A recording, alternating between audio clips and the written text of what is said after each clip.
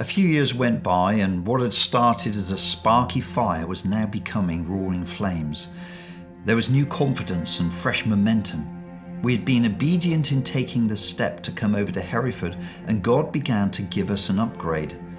There was renovation happening in our worship, our leadership, and our vision. We started to have prophetic input again from Clem Ferris, and he kept prophesying things directly and indirectly that said, Freedom Church is going to change the world. He had never said it like this before in all the years of ministering into our church. Now he was repeating it again and again. We'd been leading for 20 years by this point and had never heard such bold statements about what God was going to do through us. We were ready for it. We believed it. God was shaking us and preparing us as he was about to do something powerful through this small church in Hereford. As the church grew, and after years of hiring spaces for church, we knew that it was time to get our own building again. We searched through the properties of Hereford to find something that would fit our tribe. Chris and Karen Cook were a part of our leadership team at the time and lived in Hereford, so they offered to take a lead on the hunt for a home.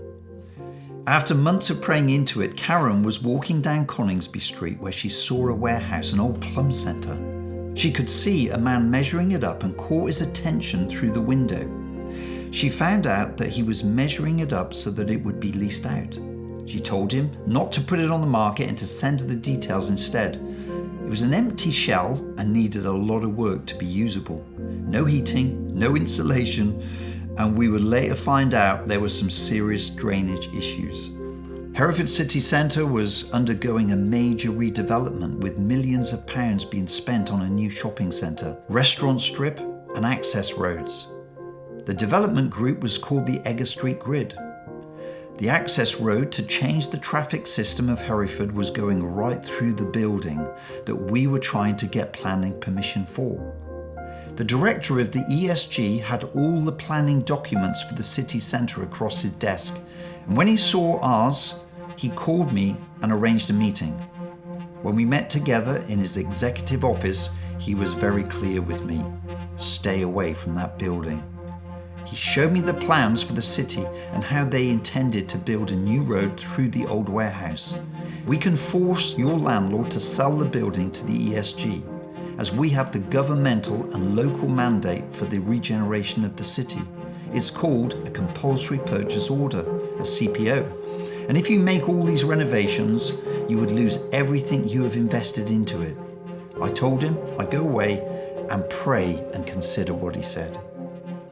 It was an incredibly difficult decision, and I was leaning into God more than ever before. The council came back and gave us a temporary planning permission for 12 months while they looked at it further for the long term.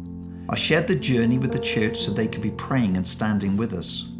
One of the small group leaders came to me, serious and earnest. You could tell that he had something important to say. I want you to know something.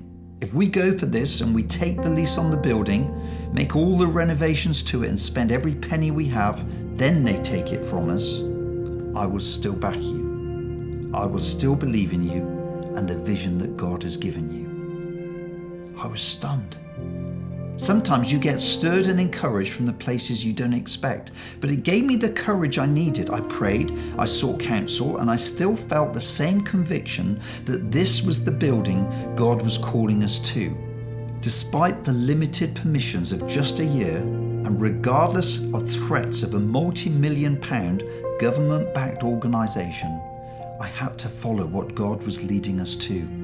We set our people to work on clearing out the dirty, tired old place, and it was a picture of joy. People with sledgehammers and smiles covered in dust and dancing as they worked. God had given us land in the city, a place of our own. It would be a staging ground for invasions all around the globe to advance the gospel.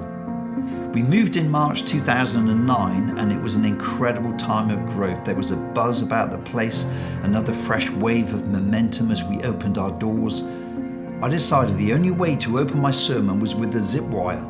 So when it was time for the message, I zipped from the balcony down to the stage. We were building the kingdom passionately, but we were going to have some fun along the way too. We opened up our building for the community and made it available to charities and organizations that would want to hire the space. We used for parent and toddler groups, drama groups, dance groups. It was vibrant and always filled with different people using it and enjoying the spaces we had created. After about a year, we had a booking from the ESG. They were using it as a meeting place for one of their planning meetings. I saw the director of the ESG and he asked to meet with me again. I was intrigued to know what was going to happen next. Was he going to make his move to force us out? He looked at me and said, "You didn't listen to me, did you?" I grinned, still wondering what he was thinking. He continued, "Well, we love what you have done with the building. It has become a real center for the community. The ESG isn't just about commercial regeneration, it's about community regeneration. And what you have been doing is an amazing example of what we want to see." I try to restrain myself from punching the air and bellowing the name of Jesus. He went on to tell me that they had redrawn and restructured the entire access road to allow us to stay where we were. They no longer had plans to knock down our building and saw us as a key part of regenerating the community. The change had cost them lots of money. God had rewarded our faith once again, even when it felt like the odds were against us. We are just excited about what God is doing, and there is seriousness, there is tears for God, and there is joy and laughter in His house.